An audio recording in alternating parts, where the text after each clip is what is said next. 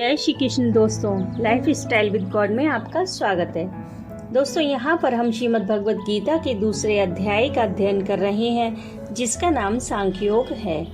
आज हम 66वें और 67वें श्लोक का अध्ययन करेंगे। भगवान ने मन और इंद्रियों को वश में करके अनासक्त भाव से इंद्रियों द्वारा व्यवहार करने वाले साधक को सुख, शांति और स्थित प्रज्ञ अवस्था प्राप्त होने की बात कही। अब आगे के दो श्लोकों में इसके विपरीत, जिसके मन और इंद्रियां जीते हुए नहीं हैं, ऐसे विषयासक्त मनुष्यों में सुख शांति का अभाव दिखलाकर विषयों के संग से उसकी बुद्धि के विचलित हो जाने का प्रकार बतलाते हैं। नास्ति बुद्धिर्युक्तस्य न चायुक्तस्य भावना न चा भाव यतः शांतिर शांतस्य कुतः सुखम। दूसरे अध्याय के 66वें श्लोक में भगवान श्री कृष्ण अर्जुन से कहते हैं कि ना जीते हुए मन और इंद्रियों वाले पुरुष में निश्चयात्मिका बुद्धि नहीं होती और उस अयुक्त मनुष्य के अंतःकरण में भावना भी नहीं होती, तथा भावनाहीन मनुष्य को शांति नहीं मिलती, और शांति रहित मनुष्य को सुख कैसे मिल सकता है, जिसके मन और इंद्रियां वश में किए हुए नहीं हैं, एवं जिसकी इंद्रियों के भोगों में अत्यंत आसक्ति है। ऐसे विषयासक्त अविवेकी मनुष्य का वाचक यहाँ अयुक्तस्य पद है। अयुक्त में बुद्धि नहीं होती। इस कथन से भगवान ने यह भाव दिखलाया है कि 41वें श्लोक में वर्णित निश्चयात्मिका बुद्धि उसमें नहीं होती। नाना प्रकार के भोगों की आसक्ति और कामना के कारण उसका मन विक्षिप्त रहता है। इस कारण वह अपने कर्तव्य का निश्चय करके परमात्मा के स्वरूप में बुद्धि को स्थिर नहीं कर सकता। अयुक्त के अंतःकरण में भावना भी नहीं होती। इस कथन से भगवान ने यह भाव दिखलाया है कि मन और इंद्रियों के अधीन रहने वाले विषयासक्त मनुष्यों में निश्चयात्मिका बुद्धि नहीं होती।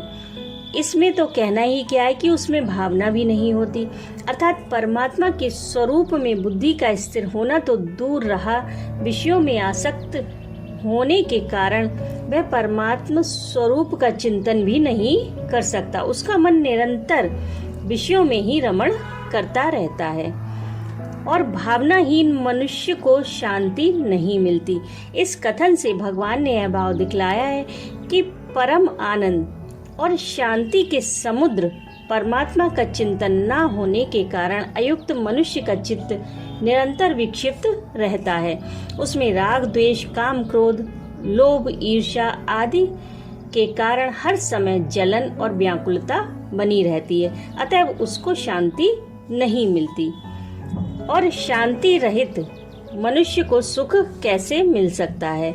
इस कथन से भगवान ने यह भाव दिखलाया है कि चित्त में शांति का प्रादुर्भाव हुए बिना कहीं किसी भी अवस्था में किसी भी उपाय से मनुष्य को सच्चा सुख नहीं मिल सकता। विषय और इंद्रियों के संयोग में तथा निद्रा, आलस और प्रमाद में भ्रम से जो सुख की प्रतीति होती है, वह वास्तव में सुख नहीं है, वह तो केवल दुख ही है।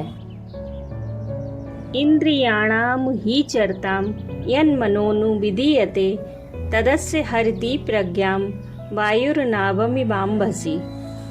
दूसरे अध्याय के 67वें श्लोक में भगवान श्री कृष्ण अर्जुन से कहते हैं कि क्योंकि जैसे जल में चलने वाली नाव को वायु हर लेती है, वैसे ही विषयों में विचरती हुई इंद्रियों में से मन जिस इंद्रिय के साथ रहता है, वह एक ही इंद्रिय इस अयुक्त पुरुष की बुद्धि को हर लेती है।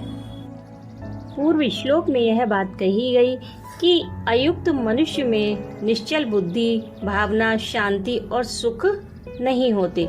उसी बात को स्पष्ट करने के लिए उन सब के ना होने का कारण इस श्लोक में बतलाया गया है।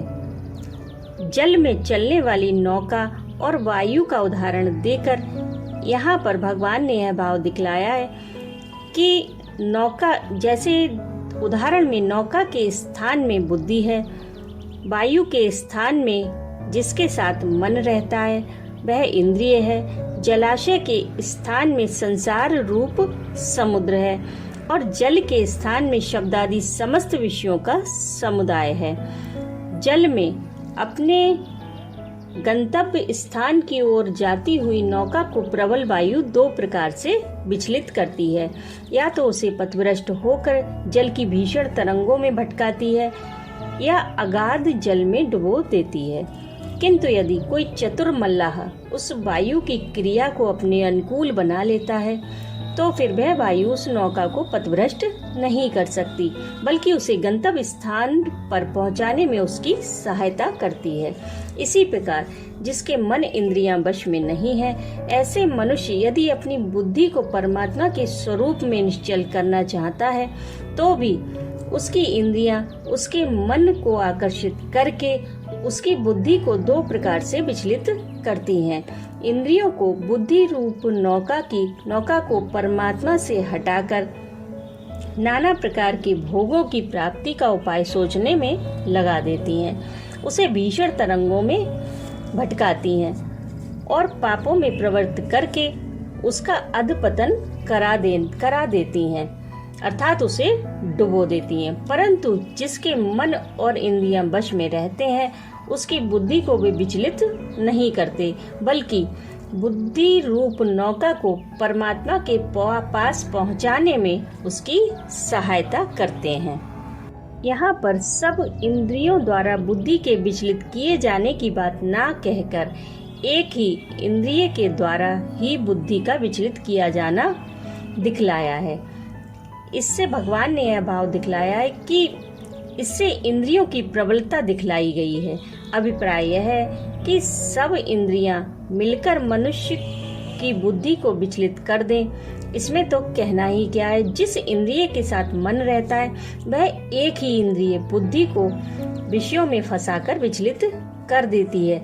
देखा भी जाता है कि एक कर्णेंद्रिय के वश होकर मृग, स्पर्शेंद्रिय के वश होकर हाथी, चक्षु इंद्रिय के वश होकर पतंग और रसना इंद्रिय के वश होकर मछली और घ्राणेंद्रिय के वश होकर भ्रमर, इस प्रकार केवल एक ही इंद्रिय के वश होने के कारण ये सब अपने प्राण खो बैठते हैं। इसी तरह मनुष्य की बुद्धि भी एक इंद्रिय के द्वारा ही उसे विचलित कर सकती है। अब मन में यह प्रश्न आता है कि अकेला मन या अकेली इंद्रिय बुद्धि के हरण करने में समर्थ है या नहीं। मन के साथ हुए बिना अकेली इंद्रिय बुद्धि को नहीं हर सकती। हाँ, मन इंद्रिय के बिना अकेला भी बुद्धि को हर सकता है। राधे राधे।